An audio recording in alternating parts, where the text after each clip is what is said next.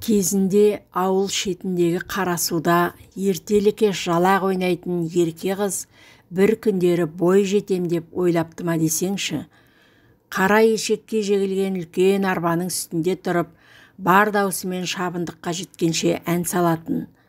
Жасы 70-ке жетсе де қолынан шалғысы түспейтін аппақ әжесі мұның репертуарындағы әндердің негізгі тыңдаушысы еді. Өлең айтудан шаршаса, әжесінің сала құлаш етегін ала жайғасып алып, бұған беймәлім тек атасы мен әжесі ғана өмір сүрген бақытты бір заманның әңгімесін тыңдайтын. Немеренің үлкені болғандықтан ба, кішкентайынан әжесінің қызы болып есептелетін. Бұл қыздың табанына кірген шөгір менің маңдайыма қадалсын деп отыратын аппақ әжесі бойындағы бар жақсы қасиеттің барын немересіне өле-өлгенше өсиеттеп өтті. Өз туған әке-шешесін аға жеңге деп өскен ерке қыз мектепте де ойдағыдай бітірген.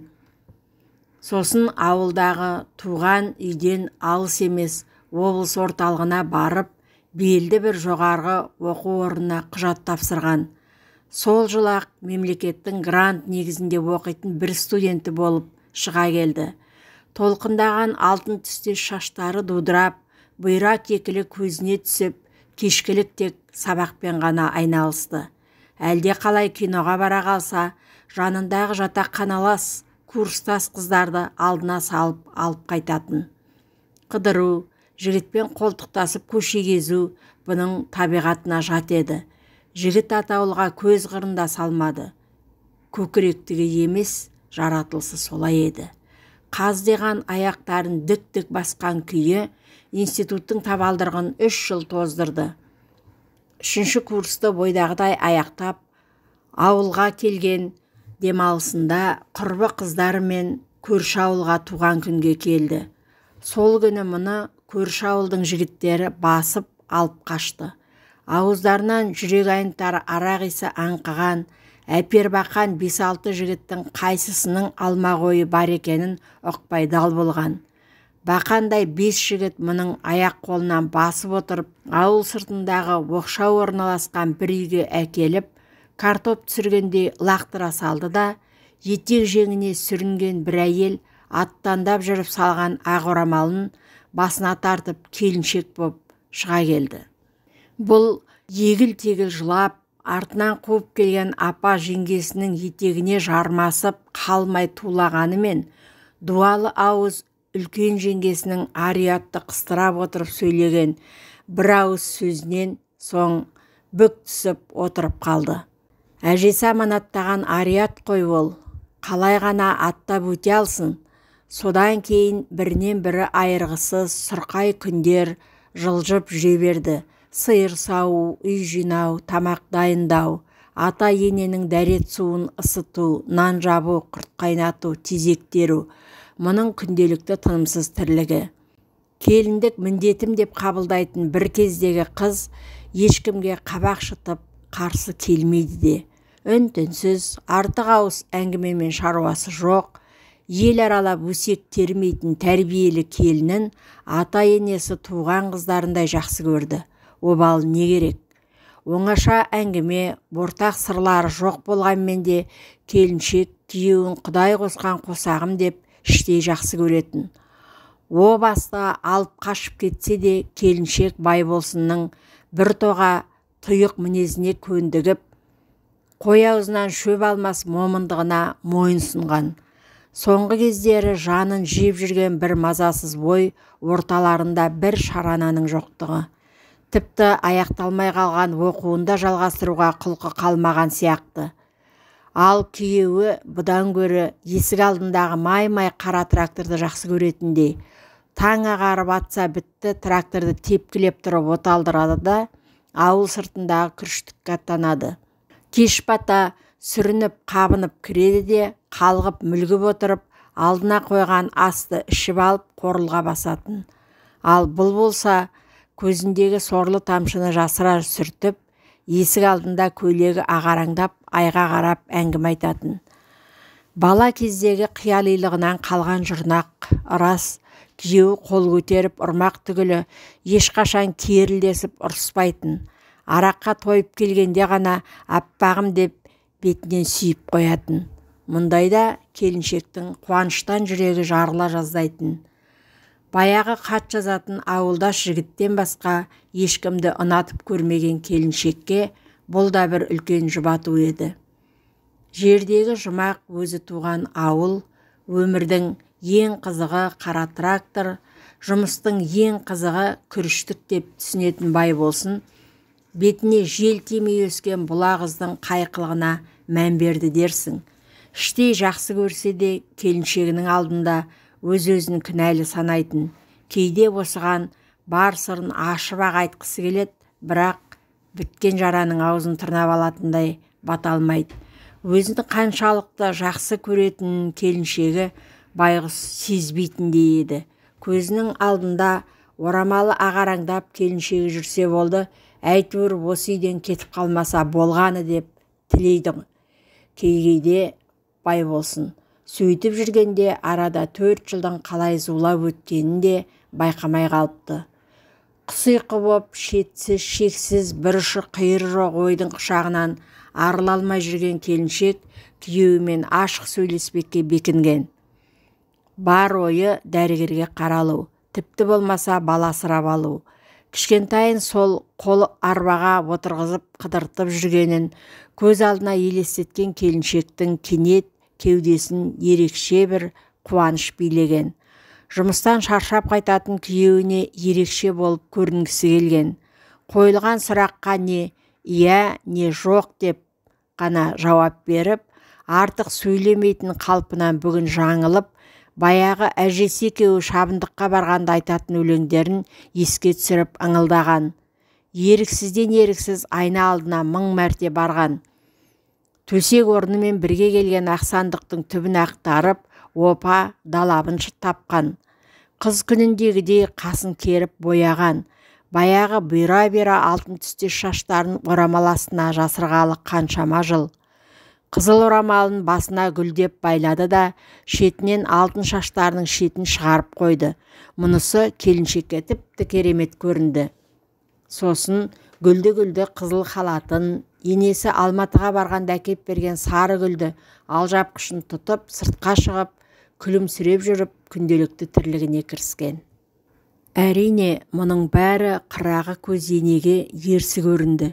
Келіні әдеттегіден тым ерекше көңілді, қарт ананың іші жылып сала берді. Осы үйге келін боп енгеннен бері оның бұлай сәнденгенін көрмеген. Мүмкін төркіннен біреу қонаққа келе жатқан шығар деп ойлады. Бірақ құда-құдағиы әуелі қарайып отырған шал екеуін хабардар етсе керек. Трактордың моторымен қоса дарылдап өзінше ән салып Байболсын келеді. Совхоз бастық күріштікті аралағанда Байболсынның күріштігін ерекше атап өткен. Биыл жаз жаңбырлы боп Құдай берген. Салы жарықтық жылдағыдан әлдеқайда бітік. Осындайда Байболсын шалқымағанда кім шалқысын? Арақ ішкен күндері жайшылықта майдан қып, қыл суырғандай қып отырып, сұрағына жауап алатын Байболсыннан өткен шешен ешкім болмайды. Айтатыны күріштің жайы, қара трактор, сырдың балығының дәмділігі. Жаманды жақсылы бригадир жігіт кейде бөсіңкіреп мақтанып талады, бірақ қазіргі ән салуы жабырқаған жанын жұбату ғана.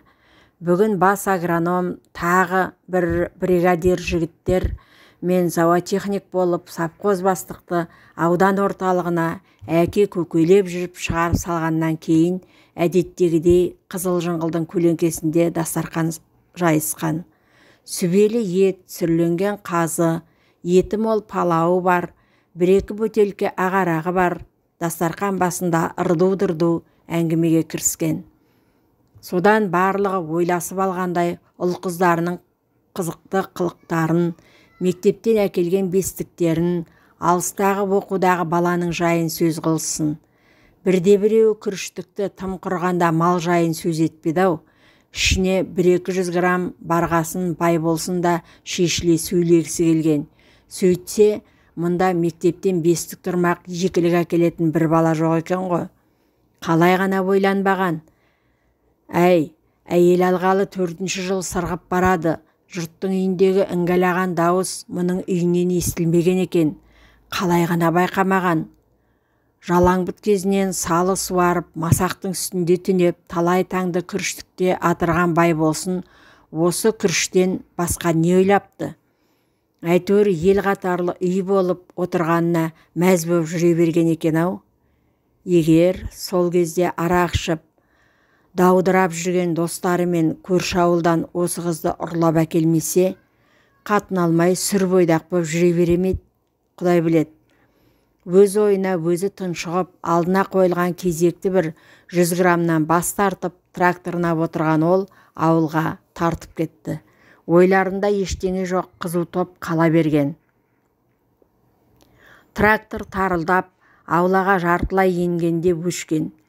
Май басқан сұр көпәйкісін тіркемеге атып ұрған байболсын ғайып болды, көп нәрсе көрінбейді көзге ештеңе. Көз алдында елестей қол бұлғап кетті ақ кеме деп аңылдай өзінің мас кезіндегі сүйікті әніне басып ағаш үйге беттеді. Қызыл орамалын түзей сала келіншек күйеуінің алдынан жүгіріп шықты. Қолында жылы су құйған құманы, ақ сүлгісі, ағаш үйдің босағасында не әрі не бері өтпей табалдырықта тұрған күйеуі бұған ызғарлы, зәрлі көзімен жалт етіп қарады. Келіншек селк етті. Өмірінде мұндай суық көз қарасты сірә көрмеген шығар-ау. Не деген суық еді жанары. Байболсын әлдене айтқысы келгендей оқталған.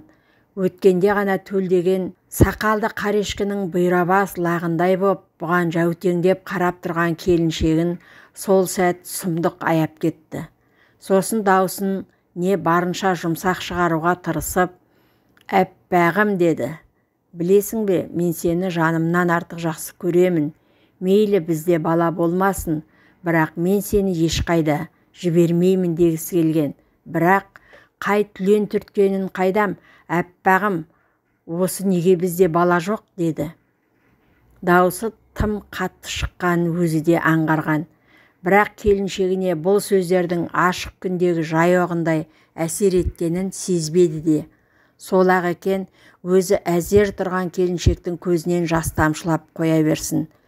Енесін қарақұрт шағып өлтіргенде бұйрабас лақ сұмдық бір аянышты көзбен қараған. Келіншегінің қой көздерінің аяныштылығы одан да өтіп кетті. Бір ауыз тіл қатпады. «Ал кеп жыласын келіншек, ал кеп жыласын». Көзіне жаққан бағанағы бояуы бетін айғыздап ақсын. Не даусы шықпайды, не өксімейді, көздері бұлақ боп кеткендей. Байболсын керегеге сүйеніп біраз отырды.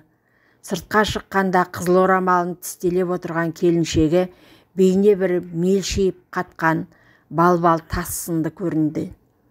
Қарадан қарап тұрып Байболсын бір ызаға булықсын. Керзі етегін гүрс-гүрс еткізіп екі аттап келіншектің жанына жетіп барды да күректей алақанын көтерген. Сол сәт келіншек жалт етіп қараған. Күректей алақан байғұс келіншектің бетіне сарт ете түсті. Тұрмақ болып ыңғайланған келіншек жерге жалп етіп құлаған. Жерге көбелек құсап қонған қызыл орамалды ортасынан бір басқан Байболсын тракторына жұлқынап отырды да күріштікке тартты. Бір шөлмек арақ 3 күннен бері салымен бірге суға батып тұрған. Соны ішпек. Көршіге барып қысыр әңгімемен уақытын оздырған кәрі ененің көзі киіз үйінің түндігіне түскен. Әлі жабылмапты. Үй шаруасына пысық келіні мұндайды қалт жібермесе керек еді. Үй ішінде мың айналған кемпір бет аузы көкпектей боп ісіп кеткен келінінің ағаш үйге сүйеніп отырған жерінен тапты. Мұны көре сала келіні орнынан атып тұрып, құшақтай алып солқылдап тұрып жыласын. Енесі келініне қоса жылаған. Не болса да бір сұмдықтың бір күні болмаса бір күні боларын сезіп еді кәрі жүрегі. Сол болған екен де. Келінінің неге жылағанын енесі айтпай-ақ түсінген.